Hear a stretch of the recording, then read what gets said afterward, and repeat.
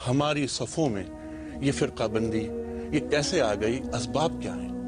یہ جو فرقہ واریت ہمارے ہاں خاص طور پر زمانہ ماضی قریب میں بہت شدت اختیار کر گئی ہے، اس کے اسباب ویسے تو بہت سے ہیں، لیکن میرے نزدیک جو ام الاسباب ہے، تمام اسباب کی جڑ اور ماں، وہ ہمارا قرآن سے دوری اختیار کر لینا ہے۔ لیکن سوال یہ پیدا ہوتا ہے کہ اس امت میں قرآن سے دوری کیوں پیدا ہوئی؟ میرے نزدیک سب سے پہلا مسئلہ تو بالکل طبعی تھا، نیچرل۔ اسلام کا ایک دور تھا تحریکی دور، انقلابی جد و جہد ہو رہی تھی۔ اس کے بعد اسلام ایک ریاست کی شکل اختیار کر گیا۔ ان دونوں ادوار کے تقاضوں میں بڑا فرق ہے۔ پہلے دور میں ایک جذبہ جہاد، قربانی، اس کی اشد ضرورت تھی، جس کے لیے اصل ایمفیسس ایمان پر تھا، یقین پر تھا، جس کا سرچشمہ قرآن ہے، لہذا قرآن ہی اوڑھنا بچھونا تھا۔ ریاست کے دور میں آنے کے بعد اصل مسئلہ قانون کا بن گیا، اور قانون ظاہر بات ہے کہ اس کا بڑا حصہ جو ہے اسلامی قانون کا، قرآن مجید کا تو شاید ایک پارے کے برابر بھی وہ اتنا نہ بنے آیات کے جن سے احکام اخذ کیے گئے، لیکن اصل جو body of rules and regulations آئی ہیں وہ حدیث اور پھر اس کے اندر مرتب ہونے والی فقہ۔ تو ریاست کے دور میں آ کر حدیث اور فقہ پر جو توجہ ہے مرکوز ہو گئی، قرآن کچھ بیک گراؤنڈ میں فیس ہوا۔ تیسرے مرحلے میں جب اسلام نے بقول علامہ اقبال امپیریلزم کا دور کا آغاز ہوا، اب یہ ملوکیت تھی، چاہے وہ بنو امیہ کی خلافت کہلاتی ہو، اور چاہے وہ بنو عباس کی، اور چاہے پھر آل عثمان کی، یہ سب ملوکیت تھی۔ اور علامہ اقبال نے اپنے خطبے میں اسے عرب امپیریلزم سے تعبیر کیا۔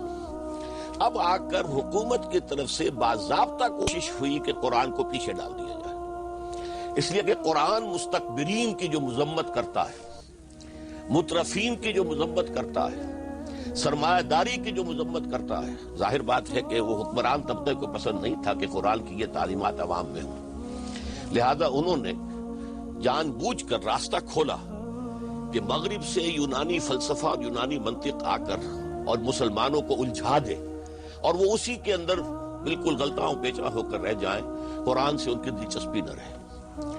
چوتھے یہ کہ جب عالم عجم جو ہے وہ اسلام میں آیا تو ظاہر بات ہے کہ اس کی زبان عربی تو نہیں بنی، اگرچہ مغرب کی طرف اسلام گیا ہے تو اس نے ساری زبانوں کو ختم کر دیا اور عربی ہی افریقہ کے شمالی حصے کی سب کی زبان بن گئی۔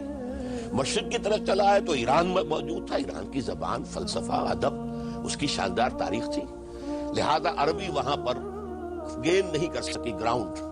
اور اس سے آگے معاملہ بھی جو چلا ہے تو آپ کو معلوم ہے کہ فارسی ہی اصل زبان رہی ہے ہندوستان میں بھی۔ قرآن مجید پھر عوام کے لیے نہیں رہا، اس کا مصرف یہ ہو گیا کہ پڑھو اور ثواب حاصل کر لو یا ایصال ثواب کر دو، اللہ اللہ اور خیر صلی اللہ۔ بآیات اشترا کاری جنی اس کے از یاسین او آسا بمیری، مرتے ہوئے شخص کو یاسین سنا دو تاکہ آسانی سے جان نکل جائے۔ اور اس طرح فرقہ واریت کی جڑیں مضبوط ہوتی چلی اب چونکہ ساری توجہ ہو گئی فقہ پر، اور اس میں اگلا مرحلہ جو آپ نے ذرا بات تھوڑی سی کاٹ دی، وہ تقلید جامد، چونکہ جب علم جو ہے موجود نہیں رہا، اس کی طرف توجہ نہیں رہی، تو اب تقلید اس کا لازمی نتیجہ تھا۔ اس سے وہ چیز ہمارے ہاں فوسیلائز ہو گئی تقلید کی وجہ سے۔